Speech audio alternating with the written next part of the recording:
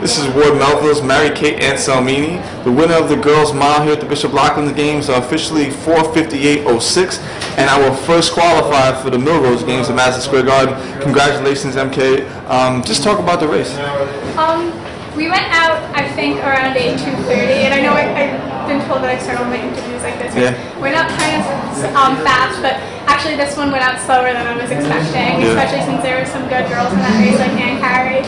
So it went out at 2:30 and 2:37. I was going to say how slow you guys are going. Yeah. Yeah, that's crawling, I guess, for a mile, especially when qualifying for Millrose. But yeah, and I was kind of getting antsy. Yeah. So at 800 to go, I completely switched gears and started racing. When you're in that first half of the race and you know you guys are kind of crawling along, I mean, I saw you got boxed in a little bit early and you swung wide. I mean, were you just trying to be patient? I mean, were you trying not to go early? It was, getting boxed in was really frustrating just because it was like, first we were going slow, so it wasn't even like, if I got boxed in, I'd kind of be pulled through with it.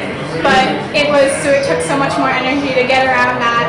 And that was when I started thinking, okay, it's kind of, you need to pick up the pace if you really want to do well. So. What made you make the decision to take off too? Because once you took off, I think Ann went after you, and it kind of turned into a dual race after that. Yeah, I was getting antsy. So I wasn't being patient. Like my coach told me just to kind of ride the race out and see how many gears you can find in the last 400. But after looking at the field beforehand, it was like, that probably won't work. Yeah. So. When we talked earlier, you said that you wanted to make a move and make sure that you got away from Ann because the way that she runs the latter part of the race.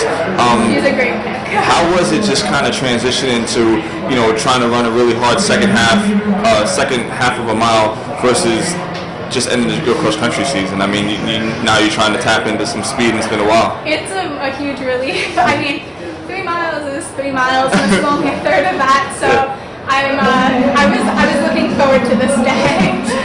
Talk about the time, and not just about the time, but I mean what you came here and accomplished. You were just outside of making the Millrose Mile last year, and you're the first person to qualify now, and 4:58 to start the season is right around your PR. So I mean, just talk about running fast and getting that Millrose qualify out right before Christmas.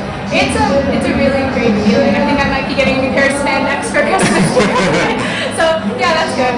But yeah, like I said, it's a huge relief making it. This has been my goal since the beginning of last year. So and it was a bummer just missing it last year. But so I'm really. What about time-wise? I mean, did you have an idea in mind, or did you just really want to win and get that qualifier? Yeah, I went into the race wanting to win. The time was really secondary. Yeah.